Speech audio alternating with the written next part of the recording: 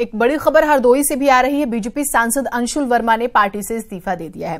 Ticket कटने से वो नाराज थे। चौकीदार पर तंज कसते हुए प्रदेश कार्यालय में तैनात चौकीदारों को सौंपा इस्तीफा।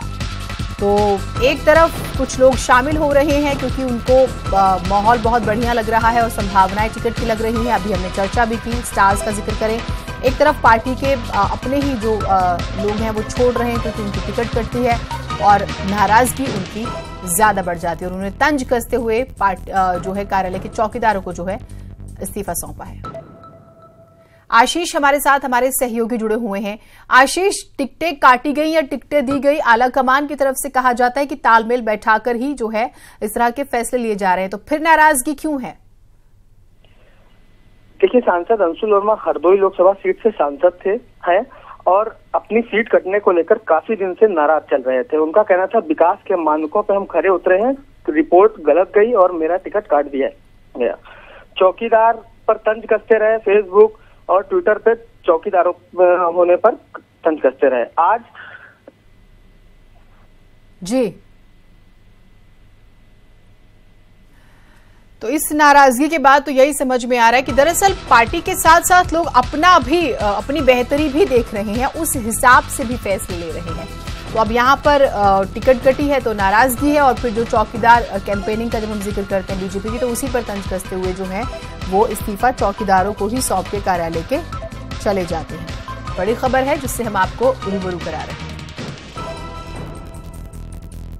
तो टिकट कटने से नाराज बीजेपी सांसद अंशुल वर्मा ने पार्टी से इस्तीफा दे दिया है और नाराजगी उनकी इस कदर रही कि उन्होंने चौकीदारों पर तंज कसा और प्रदेश कार्यालय में तैनात चौकीदारों को ही इस्तीफा उन्होंने सौंपा है।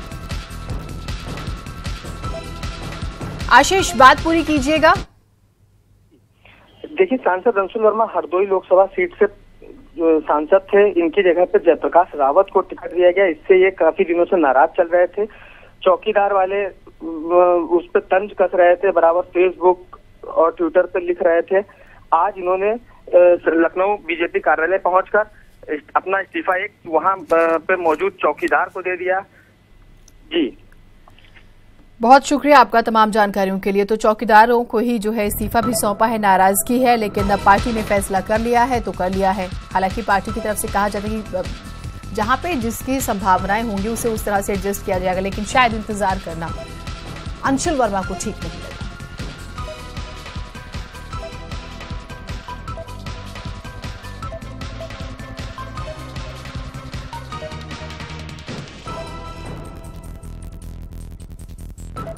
बीजेपी सांसद अंशुल वर्मा का हम जिक्र कर रहे हैं और देखिए बगावत जो है वो खुलकर सामने आने लगी है। एक तरफ जो है आलाकमान की तरफ से कहा जाता है कि पार्टी में सब कुछ ठीक है अगर टिकटें बांटी गई है।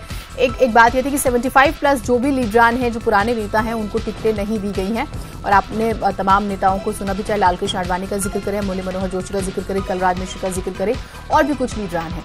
अब यहाँ पर जब टिकट कटी है और कुछ की परफॉर्मेंस के हिसाब से टिकट काटी गई है, लोगों के बीच में कम मौजूदगी की वजह से टिकट काटी गई है, बाकायदा फीडबैक लेके टिकटें कटी हैं। अगर आप बीजेपी ने जिस तरह से टिकटें बांटी हैं उस पूरे एक्सरसाइज को देखेंगे तो एक एक लोकसभा सीट का बाकायदा फीडबैक लिया गया है।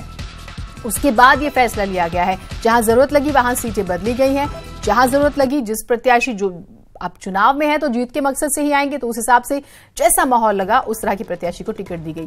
अब ये नाराजगी जो है और उसके बाद लेटर लिखना और सोशल मीडिया का सहारा लेना और फिर अपनी ही पार्टी के का जो कैंपेनिंग है उसका मजाक उड़ाना और इस तरह से उसका तमाशा बनाना कहीं ना कहीं निजी महत्वाकांक्षाओं को ही दर्शाता है।